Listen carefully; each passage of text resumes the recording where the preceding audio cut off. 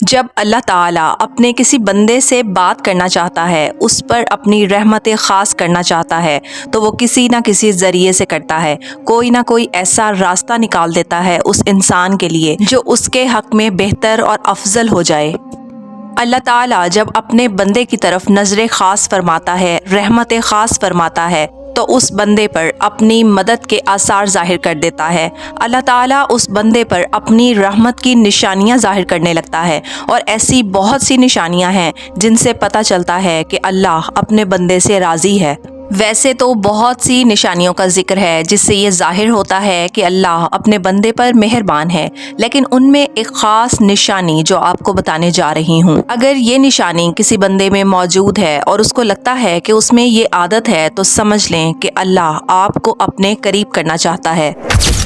جب انسان بہت زیادہ پریشان ہوتا ہے، اپنے آپ کو دکھ اور تکلیف میں محسوس کرتا ہے، اس کو ایسا لگتا ہے جیسے وہ تنہا ہے، اس کا کوئی نہیں، دل بے چین اور مضطرب رہتا ہے، اداس رہتا ہے، اور دل کی یہ بے چینی، بے قراری، اداسی اس کے لیے ایک تکلیف اور سزا بن جاتی ہے، مگر اس تکلیف میں اسے اچانک اپنا رب یاد آتا ہے۔ اللہ تعالیٰ اس کے دل کو توڑ کر اپنے قریب کرنا چاہ رہا ہوتا ہے، اس لیے اس کے دل میں یہ بے چینی اور اداسی پیدا کر دیتا ہے۔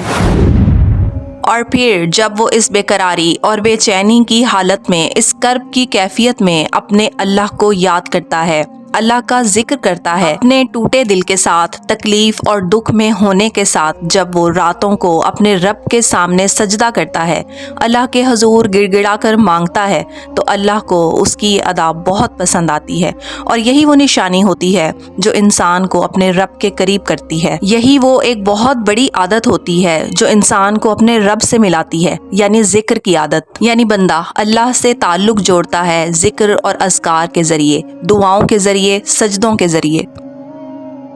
نبی پاک صلی اللہ علیہ وسلم نے فرمایا کہ ہمارا رب ہر رات جب اس کا آخری تہائی حصہ باقی رہ جاتا ہے تو اللہ آسمان دنیا پر نزول فرماتا ہے اور پوچھتا ہے کوئی مانگنے والا؟ کون ہے جو مجھ سے دعا کرے، میں اس کی دعا قبول کروں؟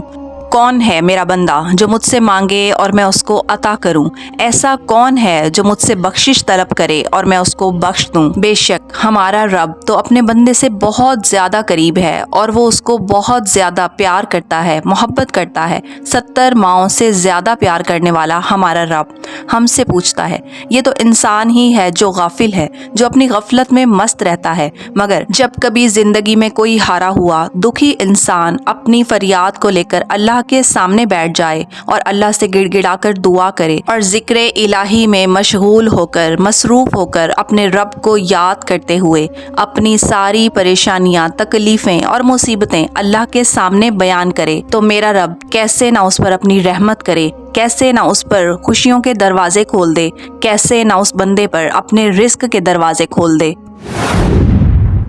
اب بات کرتی ہوں صبح و شام کے اذکار کے حوالے سے، تو ہمیں ایسی بہت سی دعائیں بتلائی گئیں جو کہ ہمارے بھلے کے لیے اور ہماری آخرت کی اور دنیا کی کامیابی کے لیے ہیں۔ جو کوئی ان دعاؤں کو اپنی زندگی میں شامل کر لے، صبح و شام ان کو پڑھتا رہے، تو اللہ کی رحمت خاص پائے گا۔ اگر کوئی شخص یہ چاہتا ہو کہ اس کی ہر طرح کے نقصانات سے حفاظت ہو، اللہ تعالیٰ کی حفاظت میں رہے، اسے کوئی چیز نقصان نہ پہنچائے، اور اگر کوئی یہ چاہتا ہو کہ اچانک آنے والی مصیبتوں سے محفوظ رہے، اچانک آنے والے حادثات سے محفوظ رہے اور اچانک آنے والی آفتوں سے محفوظ رہے، تو اس کو چاہیے کہ ان کلمات کا ذکر کرے۔ میرے پیارے آقا محمد مصطفیٰ صلی اللہ علیہ وسلم نے فرمایا کہ جو شخص صبح اور شام یہ کلمات 3 مرتبہ پڑھے، اسے کوئی چیز نقصان نہیں پہنچا سکتی اور اس پر کوئی بھی ناگہانی آفت نہیں آ سکتی۔ ان کا باقاعدہ ذکر کرنے سے ہر مشکل آسان ہوتی ہے اور انسان اچانک آنے والی مصیبتوں سے محفوظ رہتا ہے۔ جو کوئی اس کو صبح پڑھے تو شام تک اللہ اس کی حفاظت فرماتا ہے، اور جو کوئی شام کو پڑھے تو صبح تک اللہ تعالیٰ اس کی حفاظت فرماتا ہے۔ وہ یہ دعا ہے: بسم اللہ الرحمن الرحیم، اعوذ بکلمات اللہ التامات